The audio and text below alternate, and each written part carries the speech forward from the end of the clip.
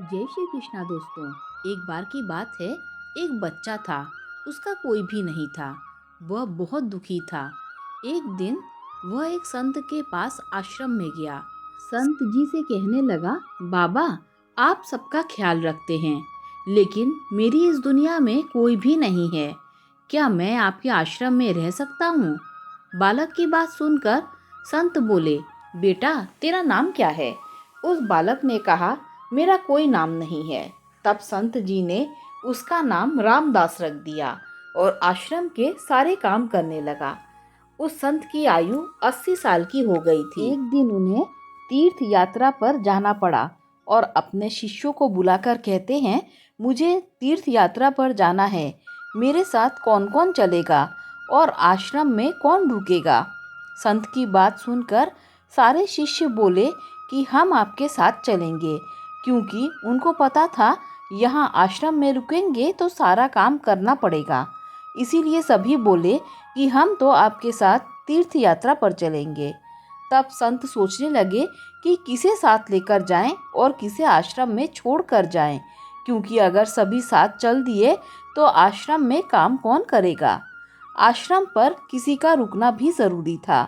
बालक रामदास संत के पास आया और बोला, बाबा, अगर आपको ठीक लगे तो मैं यहीं आश्रम में रुक जाता हूँ। संत ने कहा, ठीक है, पर तुझे काम करना पड़ेगा। और संत जी कहते हैं कि बेटा, चाहे आश्रम की सफाई में कोई कमी रह जाए, पर भगवान की सेवा में कोई कमी नहीं रहनी चाहिए। रामदास ने संत से कहा कि बाबा, मुझे तो भगवान जी की सेवा करनी नहीं आती, आप बता दीजिए कि भगवान जी की सेवा कैसे करनी है, फिर मैं कर दूंगा। आश्रम में एक मंदिर था।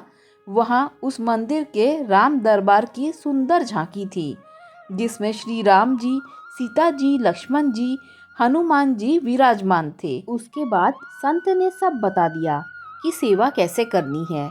रामदास ने गुरुजी से कहा कि बाबा, मेरा इनसे रिश्ता क्या होगा ये भी बता दो, क्योंकि अगर रिश्ता पता चल जाए तो सेवा करने में आनंद आएगा। संत कहते हैं कि बेटा, तू कहता है कि तेरा कोई नहीं है, तू अनाथ है, तो देख, आज से यह राम जी और सीता जी तेरे माता पिता हैं। रामदास ने साथ में खड़े लक्ष्मण जी को देखकर कहा, अच्छा बाबा, ये जो पास में खड़े हैं वह कौन हैं? संत ने कहा, ये तेरे चाचा जी हैं। और हनुमान जी के लिए कहा कि ये तेरे बड़े भैया हैं। रामदास सब समझ गया और फिर उनकी सेवा करने लगा। संत शिष्यों के साथ यात्रा पर चले गए। आज सेवा का पहला दिन था। रामदास ने सुबह उठकर स्नान किया और भिक्षा मांगकर लाया और फिर भोजन तैयार किया। फिर भगवान को भोग लगाने के लिए मंदिर आया। रामदास ने श्री राम, सीता, लक्ष्मण और हनुमान जी के आगे एक एक थाली रख दी और बोला, अब पहले आप खाओ, फिर मैं भी खाऊंगा। रामदास को लगा कि सच में भगवान बैठकर खाएंगे और बहुत देर हो गई। रोटी तो वैसी ही वैसी थी। तब बालक रामदास ने सोचा, नया रिश्ता बना है तो शर्मा रहे होंगे। रामदास ने पर्दा लगा दिया। बाद में खुलकर देखा, तब सब खाना वैसे का वैसा ही पड़ा था। अब तो रामदास रोने लगा कि मुझसे सेवा में कोई गलती हो गई, इसीलिए खाना नहीं खा रहे हैं, और यह नहीं खाएंगे तो मैं भी नहीं खाऊंगा और मैं भूख से मर जाऊंगा। इसीलिए अब मैं मर जाऊंगा, क्योंकि गुरुजी पूछेंगे तो उन्हें क्या जवाब दूंगा मैं। रामदास मरने के लिए पहाड़ की ओर जाता है। तब भगवान राम जी हनुमान जी को कहते हैं, हनुमान, जाओ उस बालक को लेकर आओ और बालक से कहो कि हम खाना खाने के लिए तैयार हैं। हनुमान जी जाते हैं और रामदास जी कूदने ही वाला होता है कि हनुमान जी पीछे से पकड़ लेते हैं और बोलते हैं, क्या कर रहे हो? रामदास कहता है कि आप कौन? हनुमान जी कहते हैं, मैं तेरा भैया हूँ, इतनी जल्दी भूल गए? रामदास कहता है, अब आए हो तो इतनी देर से वहाँ बोल रहा था कि खाना खा लो, तब आए नहीं, तो अब क्यों आए हो? तब हनुमान जी बोले, पिताश्री का आदेश है, अब हम साथ बैठकर खाना खाएंगे। फिर राम जी, सीता जी, लक्ष्मण जी, हनुमान जी साक्षात बैठकर भोजन करते हैं। इसी तरह रामदास रोज उनकी सेवा करता और भोजन करता। सेवा करते करते 15 दिन हो गए।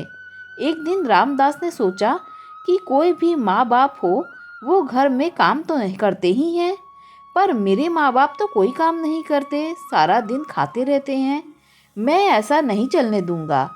रामदास मंदिर जाता है और कहता है, पिताजी कुछ बात करनी है आपसे। राम जी कहते हैं, बोल बेटा क्या बात है। रामदास कहता है, आपसे मैं अकेले काम नहीं करूँगा, आप सबको भी काम करना पड़ेगा। आप तो बस सारा दिन खाते रहते हो और मैं काम करता रहता हूँ, अब ऐसा नहीं होगा। राम जी कहते हैं, तो फिर बताओ बेटा हमें क्या काम करना है। रामदास ने कहा, माता जी अब से रसोई आप संभालिए और चाचा जी लक्ष्मण जी आप सब्जी तोड़कर लाओगे और भैया जी हनुमान जी आप लकड़ियाँ लाएंगे और पिताजी राम जी आप कथा बाँचने की सेवा ले लीजिए। सभी ने कहा ठीक है। अब सभी साथ मिलकर काम करते हुए एक परिवार की तरह साथ रहने लगे। कुछ दिन बाद वो संत तीर्थ यात्रा से लौटे तो सीधा मंदिर गए और देखा कि मंदिर से प्रतिमाएं गायब हैं। संत ने सोचा कहीं रामदास ने प्रतिमा बेच तो नहीं दी। संत ने रामदास को बुलाया और पूछा, भगवान कहाँ गए। रामदास भी अकड़ कर बोला कि मुझे क्या पता, रसोई में कहीं काम कर रहे होंगे। संत बोले, ये क्या बोल रहा है। रामदास ने कहा, बाबा मैं सच बोल रहा हूँ, जब से आप गए हो ये चारों काम में लगे हुए हैं। वो संत भागकर रसोई में गए और सिर्फ एक झलक देखी कि सीता माता जी भोजन बना रही हैं, राम जी कथा बाँच रहे हैं। तभी अचानक वह चारों गायब हो गए और मंदिर में विराजमान हो गए। संत रामदास के पास गए और बोले, आज तुमने मुझे मेरे ठाकुर जी के दर्शन कराए हैं, तू धन्य है। और संत ने रो रो कर रामदास के पैर पकड़ लिए। कहने का यही अर्थ है कि ठाकुर जी आज भी तैयार हैं दर्शन देने के लिए, पर कोई रामदास जैसा भक्त भी तो होना चाहिए। देखा देखी भक्ति का कभऊ न चढ़ई रंग, विपत्ति पड़े छाड़सी कैचुली तजई भुजंग। अर्थात किसी सच्चे भक्त की देखा देखी की गई झूठी भक्ति भी न तो अपना रंग दिखाती है और ना ही ऐसी भक्ति फलदायक होती है। ऐसे लोग जो भक्त नहीं हैं, सिर्फ संसार को दिखाने के लिए भक्त होने जैसा ढोंग करते हैं, वो विपत्ति आने पर भक्ति को वैसे ही छोड़ देते हैं जैसे सांप समय समय पर अपनी केंचुली को उतार देता है। जय श्री राम, जय जय श्री राधे।